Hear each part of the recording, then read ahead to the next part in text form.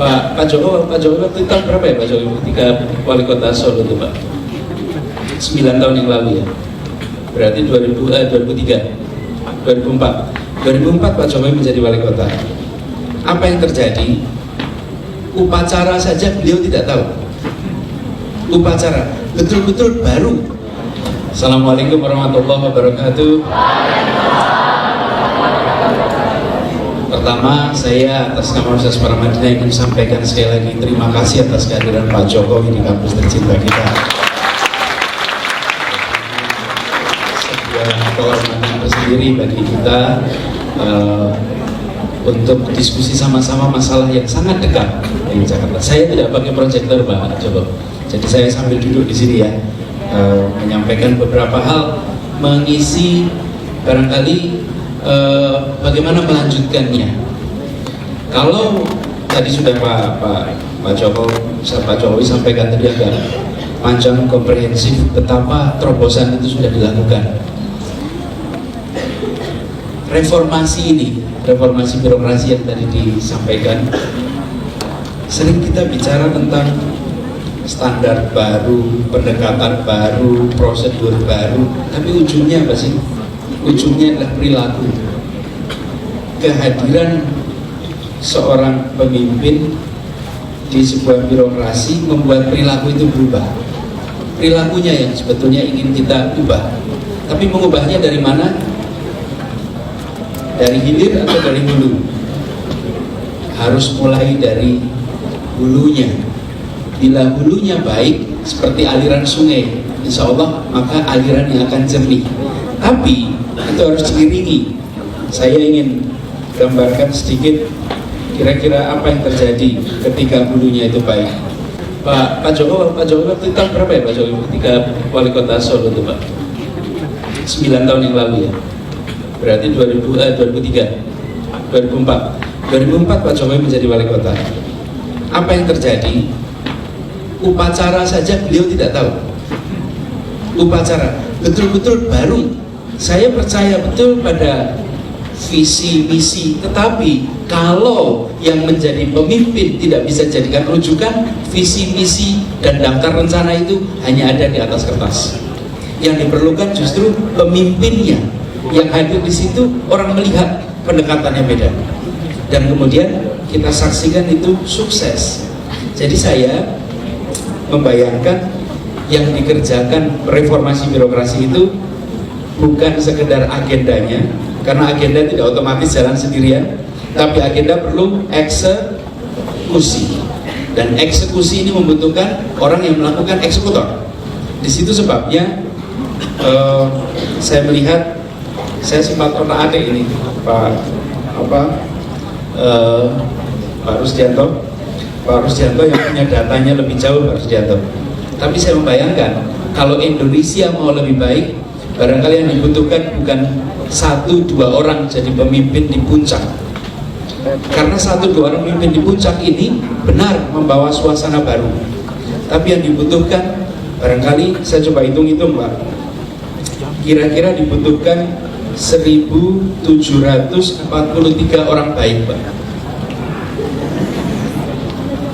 Ya, kenapa? Ada 546 pemerintah daerah, ada 157 kementerian atau lembaga setingkat kementerian atau lembaga pemerintah non kementerian dan lembaga-lembaga non struktural.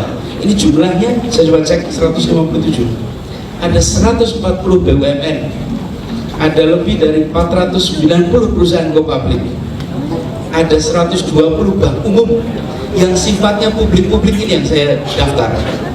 Kalau di tempat-tempat yang sifatnya publik ini ada pemimpin yang baik, bisa dibayangkan efeknya untuk Indonesia seperti apa? Akan luar biasa. Itu adalah deretan orang-orang baik, deretan orang-orang tak bermasalah. Dan ini kesempatan untuk mengubah wajah Indonesia kita. Jadi bisa dibayangkan efeknya. Meskipun benar kehadiran orang yang bekerja dengan baik, serius. Ini kemarin saya sampaikan Pak Jokowi di kasus di Jakarta ini Pak. Kan macet juga kita masih alami, banjir juga kirimannya dari Bogor, tapi bukan kota Bogornya Pak, Kabupaten Bogor. Dari Kabupaten Bogor, beda ya kabupaten sama kota gitu ya. Banjir masih datang terus. Tapi teman-teman semua, Anda yang mengikuti di Twitter, lihat tidak orang marah-marah sama gubernurnya? Tidak. Kenapa? Coba 2 tahun yang lalu, banjir yang sama, marah-marah pada pimpinannya. Kenapa? Kita bukan masalah sudah jadinya, karena orang tahu tidak mungkin bisa selesai dalam waktu 1 tahun. Tetapi bahwa ini dikerjakan serius, itu membuat orang bisa sabar, menghargai, mengapresiasi.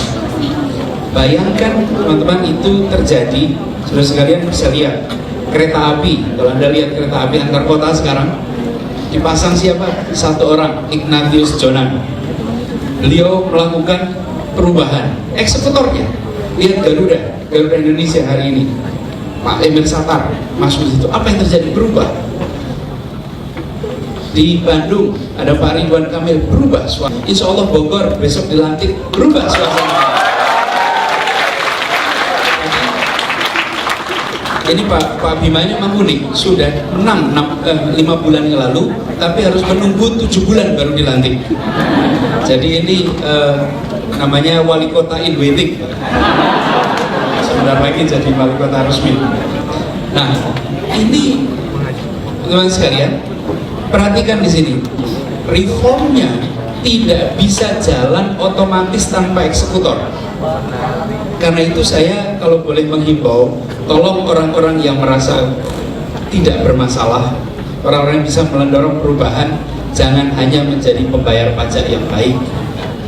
Tolong pada bersedia untuk menjadi pengelola uang pajak yang baik. Karena tanpa pengelola uang pajak yang baik, ini semua tidak akan bisa menjadi kenyataan. Jadi saya malah merasa yang sudah dikerjakan sekarang adalah menyusun agendanya.